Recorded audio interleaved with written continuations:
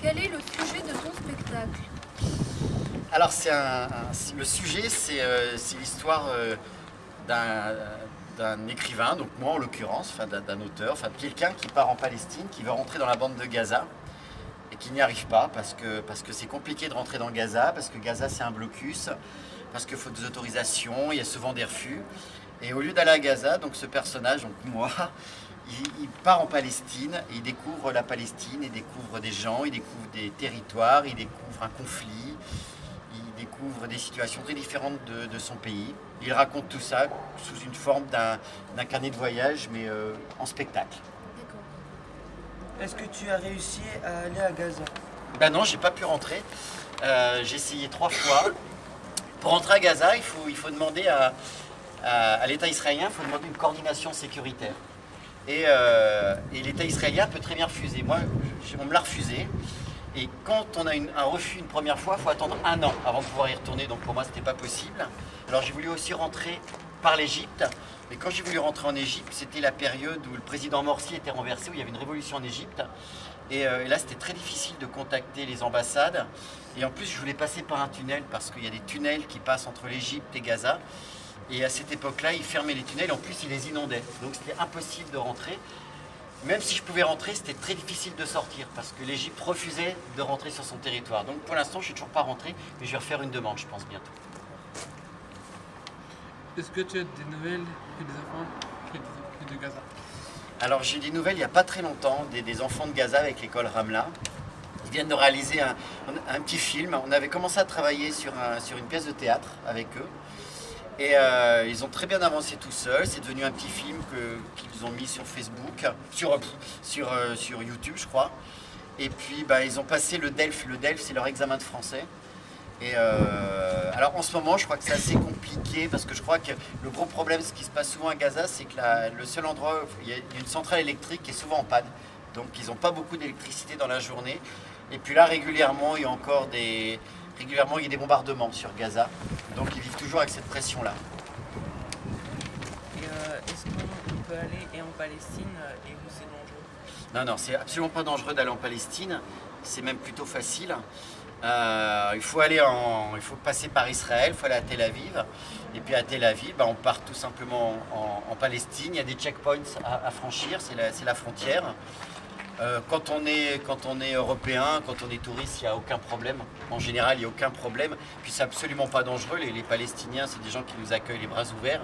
Après, c'est vrai que c'est un endroit où c'est un pays en guerre, donc c'est un pays occupé.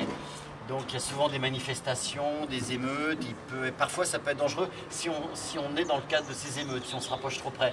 Mais a priori, non, il n'y a aucun danger. Qu'est-ce qui t'a donné envie de faire ce spectacle? Je travaille beaucoup ça fait plusieurs années que je travaille dans des pays différents. J'avais travaillé sur la Chine, enfin sur un territoire très particulier de la Chine, qui était le pays ouïghour, qui est la région musulmane de la Chine, qui est le désert complètement à l'ouest.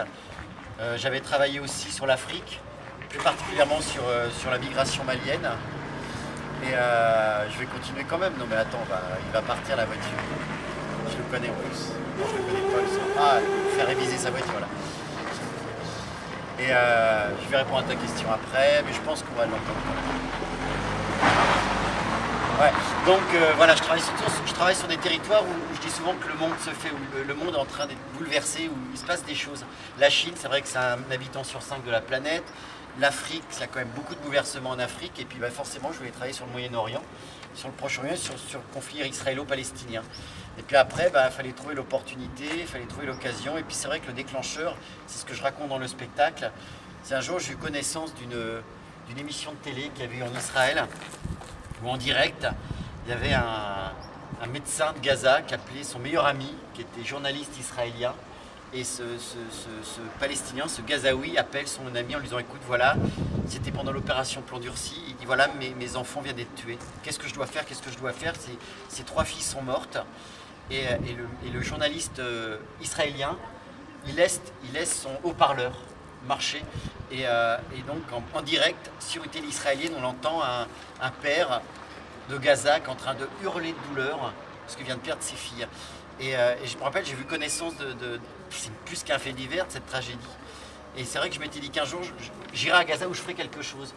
autour de cette région-là. Et puis après, bah, il y a eu un concours de circonstances qui a fait que bah, j'ai travaillé sur ce projet il y a 2 ans. J'ai commencé à envie de travailler dessus. Ça fait combien de fois que tu as fait pour ton spectacle?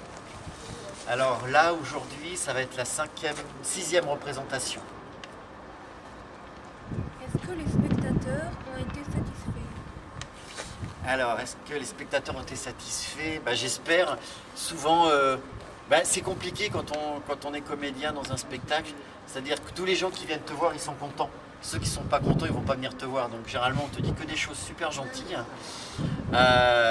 C'est vrai que pour l'instant, tous les gens qui ne connaissent pas du tout le conflit israélo-palestinien, ils ont appris plein de choses, ils sont plutôt heureux d'avoir appris des trucs. Ceux qui connaissaient, qui étaient au courant, bah, ils étaient plutôt aussi contents ils étaient contents d'entendre ce que je dis.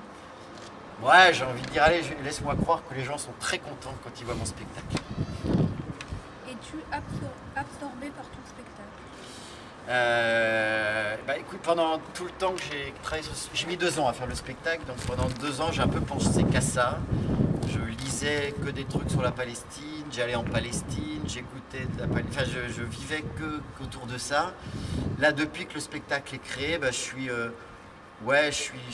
comment tu dis, c'est quoi la question, comment es-tu absorbé, je suis absorbé, on va dire, je commence à être absorbé un peu la veille de jouer, aujourd'hui par exemple. Là, je vais jouer tout à l'heure. Ouais, puis quand on est comédien, quand on fait un spectacle, le matin on se réveille, c'est la première chose auquel on pense. Donc là, aujourd'hui, je pense un peu qu'à ça. Et puis demain, demain je passerai à autre chose, jusqu'à la prochaine représentation. As-tu peur d'aller sur scène? Alors c'est pas que j'ai peur, il y a un truc qui s'appelle le trac. Alors c'est pas vraiment de la peur, ça te met de l'adrénaline. Normalement ça aide pour jouer. J'ai pas vraiment peur. Enfin, moi ce dont j'ai peur, c'est toujours qu'il y a un problème technique. Après, moi que je me plante, que je me trompe dans le texte, bon bah ça peut arriver. Je pense que si je me trompe, en général personne ne le sait dans le spectacle. Les spectateurs savent pas que je me suis trompé dans le texte. Par contre, s'il y a un problème technique, là les gens peuvent se rendre compte et c'est ce qui m'embête le plus.